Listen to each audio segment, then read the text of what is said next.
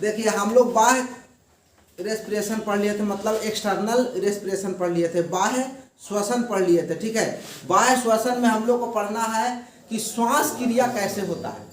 बाह्य श्वसन में क्या पढ़ना है? श्वास क्रिया कैसे होता है। और दूसरा है इंटरनल रेस्पिरेशन, जिसको कहते हैं कोशिकीय श्वसन। क्या बोलते हैं? कोशिकीय श्वसन। तो कोशिकीय श्वसन में हम लोग को पढ़ना है कि ऊर्जा का निर्माण कैसे होगा, क्योंकि हम लोग जो श्वास क्रिया कर रहे हैं, श्वास जो ले रहे हैं, दे रहे हैं, ठीक है, इससे क्या मिलता है हमको? इससे ऐसा नहीं है कि हवा खाली मिल रहा है। हवा लेने के लिए हम लोग खाली फेफड़ा लगा हुआ है कि हवा को खींचेगा और छोड़ेगा, खींचेगा और छोड़ेगा। ठीक है, ये मेन रूप से शरीर में एनर्जी उत्पादन करने के लिए, मतलब ऊर्जा का उत्पादन करने के लिए ये जो है श्वसन क्रिया संपन्न होता है।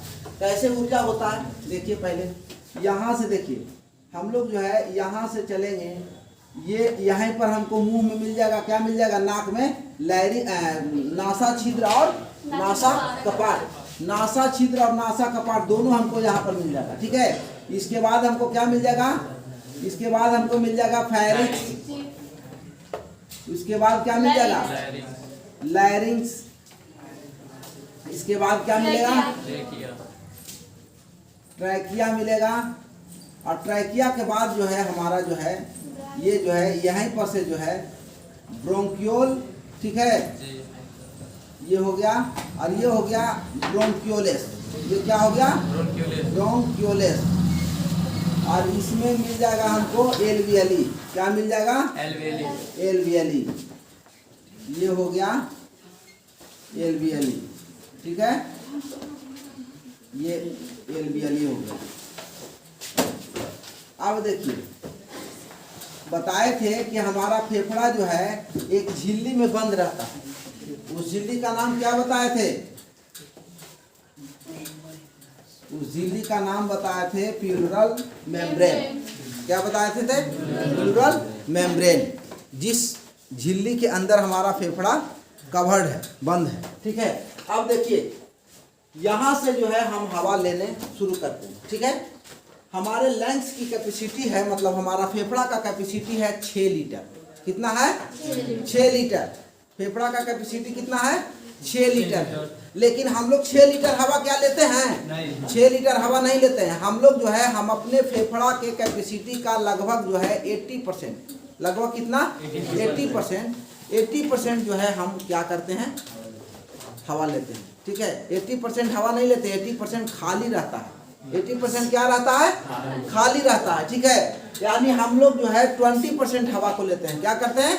20% हवा को लेते हैं। यानी हमारे फेफड़ा में लगभग जो है, मतलब इसका फेफड़ा का टोटल कैपेसिटी है 6 लीटर, जिसमें हम लोग जो है एक बार में हवा लेते हैं लगभग आधा लीटर। क्या लेते हैं? लगभग आधा लीटर हवा लेते हैं। तो बाकी फेफड़ा में क्या है? जगह खाली है। बाकी फेफड़ा में जगह खाली है। बैठ जाओ कहीं एडजस्ट होके, फेफड़ा में जगह खाली है। ठीक है, अब देखिए यहाँ से हम श्वास क्रिया शुरू किए, यहाँ से श्वास क्रिया शुरू किए, तो यहाँ हो जाएगा नासा छिद्र, नासा कपाट, फैरिक्स, लैरिक्स, उसके बाद ट्रैकिया, ट्रैकिया के बाद ब्रोंकियोल, ब्रोंकियोलेस, उसके बाद एलवीएलई। अब देखिए एलवीएलई में हवा आ जाता है, तो एलवीएलई से हवा कौन ले जाता है? एलवीएलई से हवा जो है हमारा शरीर में कौन ले जाता है? ब्लड ले जाता है। और ब्लड के साथ क्या है? ये ब्लड ले जाता है, यहाँ लिखते हैं। ठीक है, ब्लड ले जाता है। और ब्लड के साथ क्या है मिला हुआ? आरबीसी है। आरबीसी के साथ में आता है कौन? हीमोग्लोबिन। और ये हीमोग्लोबिन किसको ले जाकर देगा? सेल को देगा, कोशिका को देगा। किसको देगा? सेल को। और इसमें भी और थोड़ा अंदर जाएंगे तो सेल में भी किसको देता है? तो माइटोकॉन्ड्रिया को देता है। ठीक है, अब देखिए माइटोकॉन्ड्रिया हमारा इसमें क्या करेगा? माइटोकॉन्ड्रिया जो है हमको एनर्जी देगा। ठीक है, कैसे एनर्जी देगा? यही चीज आज हम लोग पढ़ेंगे। ये जितना पढ़ रहे हैं, सेल तक हम हवा को पहुंचा दिए, सेल तक ऑक्सीजन को पहुंचा दिए। इस क्रिया को कहते हैं बाह्य श्वसन। इतना को क्या कहते हैं? बाह्य श्वसन। अब हम लोग को पढ़ना है इंटरनल रेस्पिरेशन, मतलब आंतरिक श्वसन। आंतरिक श्वसन का दूसरा नाम क्या है? कोशिकीय श्वसन। क्या है? कोशिकीय श्वसन। हम लोग कहाँ पहुंचा देते हैं? कोशिका में पहुंचा देते हैं। ठीक है, तो इंटरनल रेस्पिरेशन को हम क्या कहते हैं, सेलुलर रेस्पिरेशन भी बोलते हैं। ठीक है, तो यहाँ पर जो है दो पार्ट में इसको हम बांट दिए। ठीक है, श्वास क्रिया को मैंने दो पार्ट में बांट दिए। पहला क्या हो गया, हम सांस ले रहे हैं, श्वास क्या कर रहे हैं, श्वास ले रहे हैं। ठीक है, तो हवा का मतलब हवा पहुंचा दिए फेफड़ा तक। ठीक है, इसको क्या कहेंगे, इसको एक्सटर्नल बोलेंगे। ठीक है, एक्सटर्नल रेस्पिरेशन। और दूसरा हो गया, वो हो गया इंटरनल। इंटरनल को हम क्या कर रहे हैं, इंटरनल रेस्पिरेशन, रेस्पिरेशन। इसको दूसरा नाम क्या दे रहे हैं, सेलुलर, क्या दे रहे हैं, सेलुलर रेस्पिरेशन भी बोलते हैं। यानी कहने का मतलब कोशिकीय श्वसन। क्या होगा, कोशिकीय श्वसन। अब देखिए ये कोशिकीय श्वसन में क्या होता है, यहाँ जब हम सेल में पहुंचा देते हैं हवा, तो सेल से क्या है, सेल जो है वो अपना जो है इंटरनल जो है पैदा करके हमको क्या मिलता है, यहाँ से ऊर्जा मिलता है। क्या मिलता है, ऊर्जा मिलता है। यही ऊर्जा के बारे में हमको पढ़ना है कि ऊर्जा हमको प्राप्त कैसे होता है। अब हम लोग को ऊर्जा किससे मिलता है, ग्लूकोज से मिलता है। किससे मिलता है, ग्लूकोज से। लेकिन ग्लूकोज से क्या हमको डायरेक्ट एनर्जी मिल जाता है, जो हम लोग खा रहे हैं ग्लूकोज, क्या उस ग्लूकोज से हमारे शरीर को एनर्जी मिलता है, नहीं। हमारे शरीर में इंटरनल श्वसन में मतलब इंटरनल रेस्पिरेशन में जो ऊर्जा उत्पन्न होता है, जो ग्लूकोज बनता है, जो पायरुविक एसिड बनता है, ठीक है, उससे जो ऊर्जा मिलता है वही ऊर्जा हमारे शरीर को मिलता है। वही ऊर्जा हमारे शरीर के लिए क्या होता है, लाभप्रद होता है। शरीर के लिए क्या होता है, लाभप्रद होता है। अब देखिए ये इंटरनल श्वसन भी जो है दो प्रकार के होता है। इंटरनल श्वसन क्या होता है, दो प्रकार के होता है। इंटरनल श्वसन दो प्रकार के होता है। मुंह का चमका रही है, यहाँ बैठो ना, यहाँ जगह दिखाई दे रहा है तब भी उधर उधर देखिए। ये इंटरनल रेस्पिरेशन में क्या है, इंटरनल रेस्पिरेशन दो प्रकार के होते हैं। कौन कौन, पहला होता है अनऑक्सी श्वसन, अनऑक्सी श्वसन, और दूसरा होता है ऑक्सी श्वसन, दूसरा ऑक्सी श्वसन। अब समझिए बात, हमारे शरीर में दो को काम हो रहा है। एक हो रहा है कि हवा हम खींच रहे हैं, तो जब हवा हम खींचते हैं तो उसके साथ क्या है, नाइट्रोजन लेते हैं, ऑक्सीजन लेते हैं और कुछ CO2 भी जाता है, ठीक है। लेकिन जब हम हवा छोड़ते हैं तो उसमें क्या है, CO2 की मात्रा जो है मतलब ऑक्सीजन जो है CO2 में कन्वर्ट हो जाता है। 4% ऑक्सीजन क्या है, CO2 में कन्वर्ट हो जाता है। वो 4% हमको CO2 निकलता है, ठीक है। तो अब देखिए अगर हम ये जो है यहाँ से इधर से जो है जो हवा हमारे पास जा रहा है, कहाँ, फेफड़ा में पहुँच रहा है, वो कौन सा हवा होगा, वो CO2 होगा, ठीक है। और फेफड़ा जो निकालेगा और सभी अंगों को देगा वो कौन सा हवा होगा, वो O2 होगा, मतलब ऑक्सीजन होगा। तो जो हवा हम खींच रहे हैं फेफड़ा तक पहुंचा रहे हैं उसको कहते हैं हम डीऑक्सी श्वसन, मतलब उसमें डीऑक्सी नहीं, कार्बोऑक्सी, ठीक है, कार्बोऑक्सी श्वसन, मतलब उसमें कार्बन डाइऑक्साइड हम ले जा रहे हैं। क्या कर रहे हैं, कार्बन डाइऑक्साइड ले जा रहे हैं। और दूसरा जो है फेफड़ा से जो हवा निकल रहा है और हमारे शरीर में जा रहा है उसको क्या कहेंगे, ऑक्सी श्वसन, ठीक है। अब देखिए कार्बोक्सिल और ऑक्सी समझिए, यहाँ पर ये फेफड़ा से जो है हम ऑक्सीजन क्या करते हैं, लेते हैं, ठीक है। और इसके बाद जो है दूसरे कंडीशन में हमको क्या मिलता है, CO2 मिलता है। मतलब एक बार हम CO2 को ले जाते हैं कि नहीं, दूसरा में हम ऑक्सीजन को क्या करते हैं, शरीर में वितरण करते हैं। तो हमारा फेफड़ा दोनों काम कर रहा है ना, ऑक्सीजन को ला भी रहा है और कार्बन डाइऑक्साइड को छोड़ भी रहा है, ठीक है, मतलब दोनों क्रिया कर रहा है, ठीक है। अब यहाँ पर देखिए अनऑक्सी श्वसन में ऑक्सीजन नहीं यूज होता है, अनऑक्सी श्वसन में ऑक्सीजन यूज नहीं होता है, इसीलिए इसका नाम है अनऑक्सी श्वसन, ठीक है। इसमें ऑक्सीजन यूज नहीं होता है। ऑक्सीजन यूज किसमें होता है, इसमें होता है। ऑक्सीजन यूज इसमें होता है, मतलब ऑक्सी श्वसन में होता है। अब यहाँ पर बात समझिए, अनऑक्सी श्वसन अब होगा किसमें, जिसको ऑक्सीजन नहीं चाहिए, ठीक है। तो अनऑक्सी श्वसन जो है कोशिका द्रव में होता है। किस में होता है? कोशिका द्रव में होता है। कोशिका चैप्टर जब पढ़ाया गया था तो उसमें पढ़ाया गया था एक कोशिका द्रव, ठीक है, कोशिका द्रव, जीव द्रव, केंद्रक पढ़ाया गया था ना। तो इसमें जो है ये कोशिका में होता है। किस में होता है? कोशिका द्रव में होता है, ठीक है। ये अनऑक्सी श्वसन कहाँ होता है? कोशिका द्रव में होता है। अब समझिए बात को, ये कोशिका द्रव है, ठीक है। इस कोशिका द्रव में हमारे शरीर में क्या है? ग्लूकोज है पहले से, एनर्जी हमको तो उसी से न मिलता है, तो ग्लूकोज है। तो ये ग्लूकोज जो है, ग्लूकोज, यही ग्लूकोज जो है हम इसको जो है दूसरे मतलब बदल करके जो ग्लूकोज हम बनाते हैं वही ग्लूकोज हमारे शरीर को एनर्जी देता है। वही ग्लूकोज हमारे शरीर को क्या करता है? एनर्जी देता है। अब बात समझिए, नॉर्मली हम लोग जानते हैं कि एक ग्लूकोज को हमको हमारे शरीर को डेवलप करने में कितना एटीपी ऊर्जा की जरूरत पड़ता है? 38 एटीपी ऊर्जा की जरूरत पड़ता है। यानी ये भी वही काम करेगा, 38 एटीपी ऊर्जा का ये जो है निर्माण करेगा और तब जो है ग्लूकोज बनेगा। और वो जो ग्लूकोज बनेगा वही हमारे शरीर के लिए क्या होगा?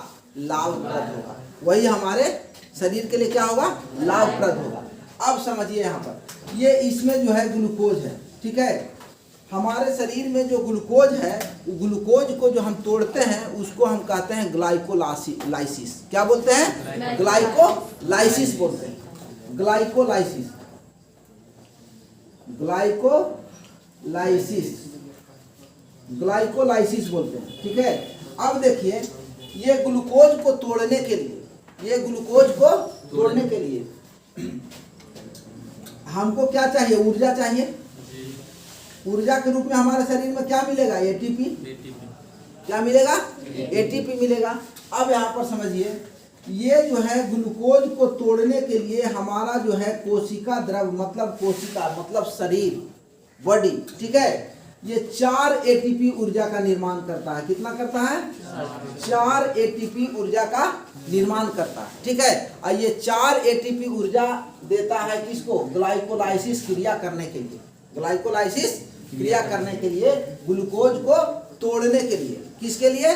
ग्लूकोज को तोड़ने के लिए। अब जैसे ही ये 4 एटीपी ऊर्जा देता है तो ये 4 एटीपी ऊर्जा जो है ग्लाइकोलाइसिस में जो है यूज होता है। और ये जो है 2 एटीपी ऊर्जा का यूज करता है। क्या करता है?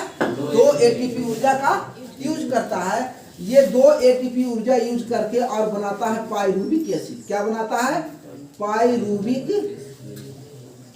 पाइरूविक एसिड बनाता है, ठीक है। अब देखिए ये पाइरूविक एसिड जो है 2 बनाता है, 2 पाइरूविक एसिड बनाता है। क्या करता है? 2 पाइरूविक एसिड बनाता है। लेकिन यहाँ पर कितना एटीपी यूज हो रहा है? 4 कहाँ हुआ यार? 2 ही हुआ ना। 2 तो इसके पास बच गया। जो एटीपी शरीर के पास बच जाता है उसको कहते हैं गेन एटीपी। क्या बोलते हैं?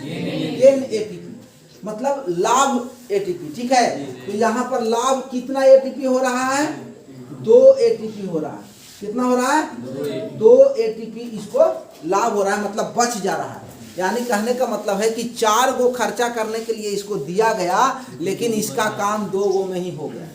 इसका काम 2 एटीपी में हो गया। तो 2 एटीपी इसके पास क्या हो गया? गेन हो गया, बच गया, ठीक है। अब देखिए जैसे हम लोग भी बाजार जाते हैं ना, घर से पैसा दिया जाता है कुछ सामान लाने के लिए, तो कोई ज़रूरी है कि पूरा पैसा लग ही जाता है, कुछ पैसा बच भी जाता है, ठीक है। उसी तरह यहाँ पर क्या है कि 4 एटीपी में 2 एटीपी ग्लाइकोलाइसिस क्रिया में यूज हुआ और 2 एटीपी क्या हो गया? बच गया। बचा हुआ एटीपी को क्या कहते हैं? गेन एटीपी या लाभ एटीपी बोलते हैं। क्या बोलते हैं? गेन एटीपी या लाभ एटीपी। अब समझिए यहाँ 2 एटीपी इसको मिल गया। ये क्या बना दिया? पाइरूविक एसिड बना दिया, ठीक है। अब यहाँ समझिए ऑक्सी श्वसन में, ऑक्सी श्वसन में ऑक्सीजन का यूज होगा। ऑक्सी श्वसन में क्या होगा? ऑक्सीजन का यूज होगा। तो ऑक्सीजन का यूज कौन करता है हमारे शरीर में? सेल में कौन? सेल तो करता ही है। और सेल में कौन? माइटोकॉन्ड्रिया करता है। इसका मतलब है कि यहाँ पर जो होगा, अगला जो प्रक्रिया होगा, अगला जो श्वसन क्रिया होगा वो क्या होगा? माइटोकॉन्ड्रिया में होगा। कहाँ होगा?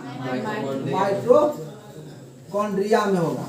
अब देखिए ये माइटोकॉन्ड्रिया में होगा, तो हम लोग मोटा मोटी जानते हैं कि माइटोकॉन्ड्रिया में क्रेब्स चक्र चलता है। ये हम लोग कोशिका में जान गए थे नहीं कि ऑक्सीजन मिलता है कोशिका को और वो क्रेब्स चक्र चलता है। क्रेब्स चक्र जो है ये हॉन्स क्रेब्स नामक वैज्ञानिक ने जो है क्रेब्स चक्र को दिया था। ठीक है, आप समझिए यहाँ पर ये जो क्या करेगा, आगे वाला प्रक्रिया करेगा, मतलब यहाँ तक जो है अनऑक्सी श्वसन में ये कोशिका द्रव का किया, पायरुविक एसिड बना दिया। लेकिन पायरुविक एसिड हमारा ऊर्जा थोड़े है, ग्लूकोज नहीं ना है जी पायरुविक एसिड। पायरुविक एसिड से हमारे शरीर में ऊर्जा नहीं मिलेगा। ठीक है, तो यहाँ देखिए ये पायरुविक एसिड में तो इसको कन्वर्ट कर दिया, लेकिन अभी तक हमको ऊर्जा नहीं मिला है। अब ये क्या करेगा, ये पायरुविक एसिड जो है ये किसको दे देगा, माइटोकॉन्ड्रिया को दे देगा। ठीक है, तो माइटोकॉन्ड्रिया को दे देगा। यहाँ पर देखिए यही माइटोकॉन्ड्रिया को कितना मिलेगा, 2 एटीपी मिलेगा। कितना मिलेगा, 2 एटीपी, यानी क्या मिलेगा,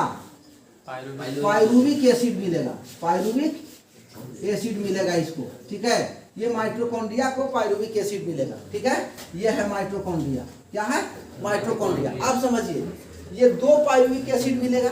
ठीक है, इसमें क्या चलेगा, क्रेब्स चक्र चलेगा। क्या चलेगा, क्रेब्स चक्र चलेगा। और इस क्रेब्स चक्र से ये माइटोकॉन्ड्रिया क्या करेगा कि एक जो है पायरुविक एसिड, मतलब 2 पायरुविक एसिड इसको मिला है, 2 बनाया है, मिला नहीं है, बनाया है। ठीक है, तो 2 बनाया है, तो एक पायरुविक एसिड से ये जो है तोड़ करके 18 एटीपी बनाता है। क्या करता है, 18 एटीपी का निर्माण करता है। ठीक है, फिर दूसरा पायरुविक एसिड से, देखो पायरुविक नहीं लिख रहे हैं, यहाँ पी लिख रहे हैं। ठीक है, पायरुविक लिखेंगे यार तो जगह नहीं बचेगा। ठीक है, तो ये पहला पायरुविक एसिड से 18 एटीपी ऊर्जा बनाया। ठीक है, दूसरा पायरुविक एसिड से फिर क्या किया, 18 एटीपी ऊर्जा बनाया। अब देखिए टोटल कितना ऊर्जा ही बना दिया, 36 एटीपी ऊर्जा बना दिया। अब बताइए क्या हमको 36 एटीपी ऊर्जा से मिल जाएगा ग्लूकोज, नहीं मिलेगा। हमारा शरीर को चाहिए 38, क्या चाहिए, 38 चाहिए। तो अब बताइए 2 कहाँ से आएगा, जो गेन हुआ है, जो इसके पास पहले से बचा हुआ है। तो यही जो है गेन एटीपी जो है ये क्या है, 2 एटीपी इसके पास पहले से बच गया है। ठीक है, ये मिल जाएगा तो कितना हो जाएगा, 38 एटीपी हो जाएगा। 38 एटीपी हो जाएगा। अब बात समझिए, ये 38 एटीपी यहाँ पर लिखे, ये 38 एटीपी जो है, 38 एटीपी, ये 38 एटीपी जो है क्या करेगा, एक ग्लूकोज का निर्माण करेगा। क्या करेगा, एक ग्लूकोज का निर्माण करेगा। और यही एक ग्लूकोज से हमको क्या मिलेगा, ऊर्जा मिलेगा। तो क्या हमारे शरीर को डायरेक्ट श्वास क्रिया से मिल रहा है, कुछ नहीं मिल रहा है। हम लोग श्वास क्रिया जो कर रहे हैं वो किसी दूसरे के मदद के लिए कर रहे हैं। ठीक है, ऐसा नहीं कि श्वास क्रिया से हमको सब कुछ मिल जा रहा है, मिल जा रहा है। श्वास क्रिया से हम सिर्फ क्या कर रहे हैं, ऑक्सीजन को फेफड़ा तक पहुंचा रहे हैं, नहीं। लेकिन इंटरनल श्वास क्रिया से हमको क्या मिल रहा है, ऊर्जा मिल रहा है, ग्लूकोज मिल रहा है। ठीक है, यही ऊर्जा जो है हमारे शरीर को मिलता है और तब हमारा शरीर जो है वर्क करता है, तब हमारा शरीर वर्क करता है। तो अब बताइए कि जो हम श्वास क्रिया के रूप में ले रहे हैं या फिर जो भोजन कर रहे हैं, क्या उससे हमको डायरेक्ट ग्लूकोज मिल रहा है, डायरेक्ट ग्लूकोज मिल रहा है। लेकिन उस डायरेक्ट ग्लूकोज से क्या हमारे शरीर को एनर्जी मिल रहा है, नहीं मिल रहा है। तो ये जो है कंप्लीट जो है रेस्पिरेशन हो गया, मतलब कंप्लीट श्वसन क्रिया। ठीक है, बाह्य श्वसन में हम क्या करते हैं, एक बार जो है रिवाइज कीजिए। बाह्य श्वसन में हम क्या करते हैं, बाह्य श्वसन में क्या होता है हमारे शरीर में, फेफड़ा तक हम ऑक्सीजन को पहुंचाते हैं। ठीक है, आप फेफड़ा तक पहुंचा दिए, एलवीएलई में जाकर स्टोर हो गया। कितना हवा एलवीएलई में स्टोर होगा, 0.5 लीटर। कितना होगा, 0.5 लीटर। वो 80% अपना जगह खाली रखता है, 80% जगह खाली रखता है और जो है वो 20% सिर्फ जो है भरता है श्वास क्रिया में। और हम लोग जो है एकदम कभी कभी जो है हल्का सांस ले रहे हैं और अचानक रोक दीजिए तो तुरंत हम लोग को अकबकाहट हो जाता है। कारण क्या है कि जो ब्लड आ रहा है हमारे एलवीएलई के पास, फेफड़ा के पास, वो भाई एक बार में उसको 0.5 लीटर चाहिए, वो पूरा खाली करके लेके जाता है। एक बार में कितना चाहिए, 0.5 लीटर उसको चाहिए। मतलब जितना बार आएगा उतना बार उसको 0.5 लीटर ऑक्सीजन चाहिए। जितना बार वो पहुंचेगा फेफड़ा के पास उतना बार उसको क्या चाहिए, आधा लीटर चाहिए। इसीलिए देखिएगा ज़्यादा देर हम लोग को अगर श्वास रोकते हैं तो फिर बहुत लंबा श्वास खींचते हैं, या तो फिर श्वास रोकना होता है तो पहले लंबा सांस खींच करके और तब श्वास को रोकते हैं, तब श्वास को रोकते हैं नहीं। तो इसीलिए जो है हम लोग ऐसा करते हैं, क्योंकि फेफड़ा में जो है आधा लीटर चाहिए ना उसको, अब आधा लीटर उसको नहीं मिलेगा तो वो क्या है, सुस्त पड़ जाएगा कि नहीं हमारा बॉडी क्या, ऑक्सीजन अगर नहीं मिले ब्लड को तो धीरे धीरे शरीर क्या होगा, सुस्त पड़ जाएगा। तब हम कहते हैं कि हमारे शरीर में जो है एनर्जी जनरेट नहीं होगा। ठीक है, तो बाह्य श्वसन में क्या होगा, बाह्य श्वसन में हवा जो है हमारे फेफड़ा तक पहुंच जाएगा। ठीक है, और फेफड़ा से कौन ले जाएगा, ब्लड ले जाएगा, मतलब उसके साथ हीमोग्लोबिन है। हीमोग्लोबिन मेन रूप से कहिए तो ब्लड में जो है हीमोग्लोबिन ही जो है ऑक्सीजन का वितरण करता है। ऑक्सीजन का वितरण कौन कर रहा है, हीमोग्लोबिन कर रहा है। और वो हीमोग्लोबिन कहाँ ले जा रहा है, कोशिका को दे रहा है। माइटोकॉन्ड्रिया डायरेक्ट नहीं बोलिए, आप दोनों पढ़ लिए, इसलिए आप माइटोकॉन्ड्रिया मत बोलिएगा। ठीक है, इसलिए कि अब माइटोकॉन्ड्रिया का डायरेक्ट मिल रहा है, बांट के ना मिल रहा है जी, पहले केकरा मिला। हम जो है इंटरनल श्वसन में देखें कि पहले क्या मिला, सेल को नहीं, सेल को तो मिला ही ओवरऑल सेल में किसको मिला, अरे यार काहे कंफ्यूज हो रहे हैं, सेल में माइटोकॉन्ड्रिया को नहीं मिला यार, कोशिका द्रव को ना पहले मिला, कोशिका द्रव को ग्लूकोज मिला, कोशिका द्रव ग्लाइकोलाइसिस की क्रिया करके उसको पाइरुविक एसिड में तोड़ा, क्या किया, पाइरुविक एसिड में तोड़ा, और वो पाइरुविक एसिड ने फिर मिला माइटोकॉन्ड्रिया को, और तब माइटोकॉन्ड्रिया जो है क्रेब्स चक्र चला करके और उसको जो है किसमें बदला, एटीपी में बदला। ठीक है, और तब उस एटीपी से हमको ग्लूकोज मिला। एक बार पूरा एकदम शुरू से बता रहे हैं, सब लोग ध्यान से सुनिएगा। ठीक है, नासा छिद्र, नासा कपाट, इसके बाद फायरिक्स, इसके बाद लैरिक्स, लैरिक्स के बाद कहाँ जाएगा, ट्रैकिया के बाद ब्रोंकियोल, ब्रोंकियोलेस, उसके बाद एल्वियली में जाकर के ऑक्सीजन स्टोर हो जाएगा।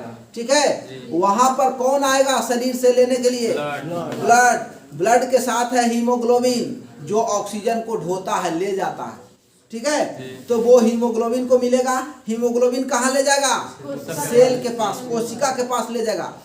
ठीक है, जिसको हम कोशिकीय श्वसन भी कहते हैं। ऐसे भी माइटोकॉन्ड्रिया जो है आंतरिक श्वसन का काम करता है। हम लोग माइटोकॉन्ड्रिया पढ़े हैं तो उसमें ये बताया गया है कि माइटोकॉन्ड्रिया क्या करता है, कोशिका में आंतरिक श्वसन का काम करता है। हम लोग उसी समय ये बात जान गए हैं यार, कोशिका में ही, और फिर यहाँ कंफ्यूज हो रहे हैं। तो सेल को मिलेगा, सेल क्या करेगा, सेल में दो श्वसन होगा, दो वो, एगो होगा क्या होगा, अनऑक्स, इंटरनल का है कोई यार, इंटरनल तो है, ये है इंटरनल तो ऑलरेडी है। बाह्य श्वसन तो हम फेफड़ा तक आ ही गए ना, यहाँ तक, अब बाह्य श्वसन खत्म। अब हम लोग इंटरनल में आ गए, कोशिका के पास पहुंच गया, मतलब कहाँ, इंटरनल में चले गए। इंटरनल में क्या हुआ, पहले जो है कोशिका द्रव को मिला, कोशिका द्रव को क्या मिला, ग्लूकोज मिला, ग्लूकोज मतलब एनर्जी जो ले गया था। ठीक है, वो ग्लाइकोलाइसिस की क्रिया करके क्या किया, उसको किस में तोड़ दिया, पाइरुविक एसिड में तोड़ दिया। कितने पाइरुविक एसिड में, दो पाइरुविक एसिड में तोड़ दिया। और उसके पास कितना एटीपी बच गया, दो एटीपी बच गया। बचा हुआ एटीपी को क्या कहते हैं, गेन एटीपी या लाभ एटीपी बोलते हैं। गेन एटीपी पूछेगा क्वेश्चन कि जो है इंटरनल श्वसन में बॉडी जो 4 एटीपी ऊर्जा बनाया था उसमें कितना एटीपी ऊर्जा यूज हुआ और कितना एटीपी ऊर्जा उसके पास बच गया। बचा हुआ ऊर्जा को क्या कहते हैं, तो लाभ एटीपी बोलते हैं। ठीक है, वहां 2 एटीपी बच गया, ये क्या बना दिया, पाइरुविक एसिड में बदल दिया। ये पाइरुविक एसिड किसको दे दिया, माइटोकॉन्ड्रिया को दे दिया। किसको दे दिया, माइटोकॉन्ड्रिया को। अब बताइए, डायरेक्ट हम माइटोकॉन्ड्रिया बोलेंगे तो गलत हो जाएगा कि नहीं हो जाएगा। अब कोशिका द्रव को ओवरलूप कर दिए तो माइटोकॉन्ड्रिया सीधा का ग्लूकोज को तोड़ देता है, ग्लूकोज को तोड़ता नहीं है, वो पाइरुविक एसिड को तोड़ता है। और पाइरुविक एसिड में की कौन तोड़ता है, कोशिका द्रव तोड़ता है। माने अनऑक्सी श्वसन में, अनऑक्सी श्वसन में ऑक्सीजन का यूज होता है नहीं। ठीक है, किसका यूज होता है, ग्लूकोज का। किसका, ग्लूकोज का। ठीक है, अब देखिए यहाँ पर क्रेब्स चक्र चलता है माइटोकॉन्ड्रिया में, तो यहाँ पर ऑक्सीजन यूज होता है, ठीक है। अब ये पायरुविक एसिड जो है किसको दे दिया, माइटोकॉन्ड्रिया को, और माइटोकॉन्ड्रिया क्या किया, दो पायरुविक एसिड को अलग अलग, पहले पायरुविक एसिड को 18 एटीपी ऊर्जा में, फिर दूसरे पायरुविक एसिड को 18 एटीपी ऊर्जा में, दोनों को जोड़ेंगे तो कितना होगा 36 एटीपी। 36 एटीपी से हमारे शरीर में ग्लूकोज नहीं बनेगा, उसको चाहिए 38 एटीपी। वो कहता है भैया कि एगो भी कम हो जाएगा ना तो हम बनेबे नहीं करेंगे, हमसे नहीं संभव है, हमारा कंडीशन है कि हमको चाहिए 38 से 37 भी करिएगा तो कोई उपाय नहीं, ठीक है। आप अपना रख लीजिए, कोनो फायदा नहीं है। जैसे कभी कभी जो है हम लोग को परीक्षा में कभी कभी किसी विद्यार्थी का नंबर देखते हैं, कहता है कि अरे पिछले बार तो हमारा 28 नंबर आया था, इस बार जानते हैं 29 नंबर आया। अब बताओ पिछले बार 28 नंबर आया या पिछले बार 14 नंबर आया और इस बार 29 नंबर आया, तो पिछले बार भी फेल किया और इस बार भी फेल किया। अरे 30 नंबर चाहिए और 30 नंबर के नीचे हम कितना हो बहादुरी कर दें, कोनो फायदा है नहीं, कोई फायदा नहीं। तो वही बात यहाँ पर कहता है कि हमको 38 चाहिए भैया, 38 के नीचे में कोई गुंजाइश नहीं है। तो 38 एटीपी ऊर्जा कैसे बन रहा है, 36 एटीपी ये हो गया और 2 एटीपी इसके पास ऑलरेडी पहले से बचा हुआ है जो बॉडी निर्माण किया था, ठीक है। वो दोनों मिलाकर के कितना हो गया 38 एटीपी, और वो 38 एटीपी ऊर्जा मिल करके क्या बनाएगा, ग्लूकोज बनाएगा, और उसी ग्लूकोज से हमारे बॉडी को ऊर्जा मिलता है। तो सोचिए हम लोग भोजन कर लेते हैं फटाफट एकदम, क्या डायरेक्ट भोजन करने से देखिए कितना प्रक्रिया के बाद जो है हमारे शरीर को एनर्जी मिल रहा है कि नहीं। और डायरेक्ट कोई कहे कि नहीं सीधा हमको ऊर्जा चाहिए, कैसे सीधा ऊर्जा मिलेगा, सीधा ऊर्जा मिलेगा नहीं मिलेगा। हमारे बॉडी में देखिए कितना प्रक्रिया के बाद जो है हमारे शरीर को एनर्जी मिल रहा है कि नहीं। तो वो सब प्रक्रिया हमारे शरीर में होना जरूरी है। तो सब प्रक्रिया के लिए सब कोई उत्तरदायी न है, हमारे बॉडी में कोशिका भी उत्तरदायी है। और कोशिका जान रहे हैं कि हमारे शरीर के हर एक अंग में है।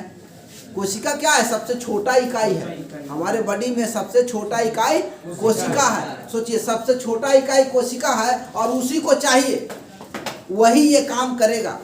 नहीं तो वो छोटा है लेकिन कितना इम्पोर्टेंस है कि नहीं।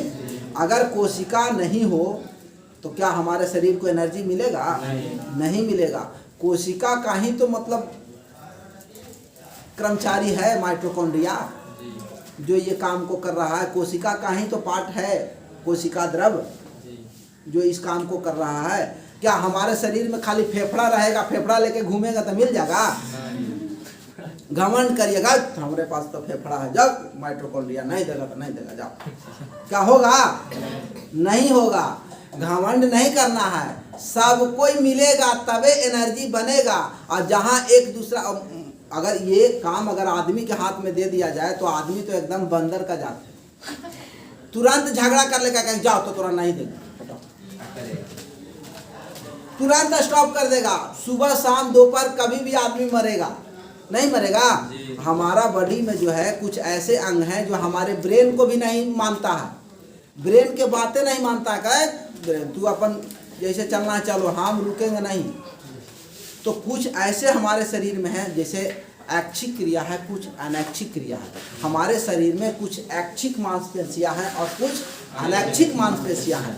ऐच्छिक मांसपेशियां हैं जो हमारे ब्रेन के इशारे पर काम करता है, जो हमारे ब्रेन के हिसाब से काम करता है, और अनैच्छिक मांसपेशियां हैं जो हमारे ब्रेन के हिसाब से काम नहीं करता है। ब्रेन कहेगा क्या किडनी आधा घंटा रुको, रुकेगा, अरे दादा रुकेगा तो सबको रोक देगा, नहीं। हार्ट को कहिए, फेफड़ा को कहे कि 10 मिनट रुक जाइए जरा, अभी जरा भीड़ भाड़ चल रहा है, रुकेगा जी, नहीं रुकेगा। वो ब्रेन का बात मानेगा, ब्रेन का बात नहीं मानेगा, ठीक है। आप ज्यादा कर सकते हैं तो बाहर से हवा मत भेजिएगा, और क्या करिएगा, बाहर से हवा नहीं भेजिएगा। श्वास क्रिया को हम रोक देंगे तो कितना देर रोक दीजिएगा, जितना कैपेसिटी है रोक लीजिए, और उसके बाद जब बर्दाश्त से खत्म हो जाएगा, जब उसकी कैपेसिटी से बाहर हो जाएगा, तब एक के बार वो पूरा 6 लीटर खींच लेगा, नहीं। तो देखते हैं आर्मी का जो बहाली होता है या फोर्स का जो बहाली होता है उसमें सीना फुलाने के लिए कहा जाता है, सीना को फुलाने के लिए कहा जाता है। बताओ काहे लगी फुलाने के लिए कहता है भाई? जादू दिखाना है? काहे के लिए कहता है फुलाने के लिए? इसलिए फुलाने के लिए कहता है कि आपके शरीर, तो सब जान रहा है कि सबके शरीर में फेफड़ा है, एकरो शरीर में होगा। ये लड़का आया है आर्मी में बहाल होने के लिए, इसके पास भी फेफड़ा होगा, लेकिन फिर भी उसको कहता है कि नहीं तुम 5 cm भाई फुलाओ, तुम्हारा सीना चाहे जितना हो, 85 हो, 80 हो, 90 हो, 110 हो, उससे हमको मतलब नहीं है, 5 सेंटीमीटर फुलाना पड़ेगा। काहे बोलता है? वो उसके लंग्स की कैपेसिटी जांचता है। 5 सेंटीमीटर अगर आप फुला देते हैं मतलब 6 लीटर हवा आप एक बार में खींच सकते हैं। ये आपके फेफड़ा में कैपेसिटी है, ठीक है। यही फेफड़ा को हमारा डैमेज कर देता है, आपका कोरोना यही डैमेज कर देता है, ठीक है। क्योंकि 80% जगह खाली है, आई जाके धड़ धड़ धड़ धड़ जाके घुस जाएगा, पूरा अपना बिछौना लगा दिया है। अब बताओ, अब डायफ्राम जो है नीचे में, ये डायफ्राम जो है यहाँ पर, ये डायफ्राम क्या है? ये जो है फेफड़ा को ऊपर और नीचे करने का काम करता है, फेफड़ा को ऊपर और नीचे। अब देखिए श्वसन क्रिया में डायफ्राम एक बहुत इंपॉर्टेंट पार्ट है। अगर डायफ्राम नहीं होगा तो ये सारा कुछ रखल रह जाएगा। अभी बताओ, ये जो है इसको फेफड़ा को ऊपर और नीचे नहीं करेगा तो हवा खींचेगा और फेंकेगा, ये काम होगा? ये काम नहीं होगा। तो जब ये काम नहीं होगा तो बताइए, जब आना जाना हवा का होबे नहीं करेगा तो ब्लड आएगा और लौट के जाएगा, ब्लड आएगा और लौट कर जाएगा कि नहीं? उसको मिलेगा। और जब नहीं मिलेगा तो क्या शरीर में एनर्जी जनरेट होगा? नहीं जनरेट होगा। इसलिए जो है ये डायफ्राम जो है ये संयोजी ऊतक का बना हुआ होता है बाबा। जैसे ब्लड संयोजी ऊतक का बना हुआ था, उसी तरह से ये डायफ्राम जो है संयोजी ऊतक का बना होता है। क्वेश्चन पूछता है कि डायफ्राम जो है किस ऊतक का बना होता है, ठीक है, तो संयोजी ऊतक का बना होता है। ये देखिए, ये डायफ्राम जो है श्वसन क्रिया में बहुत महत्वपूर्ण रोल निभाता है। ये क्या करता है? फेफड़ा को ऊपर नीचे करने का काम करता है, मतलब पंपिंग जो होता है ना, ये यही से करता है, ठीक है। हवा को खींचे फिर CO2 को बाहर किए, तो ये करता है डायफ्राम। यही डायफ्राम बताए थे कि ये गर्भवती स्त्री में जो है डायफ्राम नहीं काम करता। क्या काम करता है?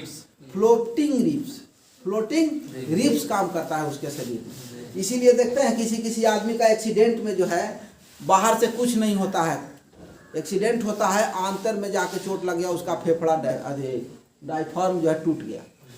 इस साइड में रहता है, इधर मत खोजना, ठीक है, दाहिने साइड में, ठीक है, दाहिने साइड में। तो दाहिने साइड में ये अगर कस के कहते हैं ना कि पंजरी में मार दिया, यही पंजरी है, ठीक है। इस पंजरी में कस के मार दिया ना तो आदमी जो है एकदम सुस्त हो जाता है, ठीक है। तो ये अगर डायफ्राम अगर डैमेज हो गया तो क्या श्वास क्रिया होगा?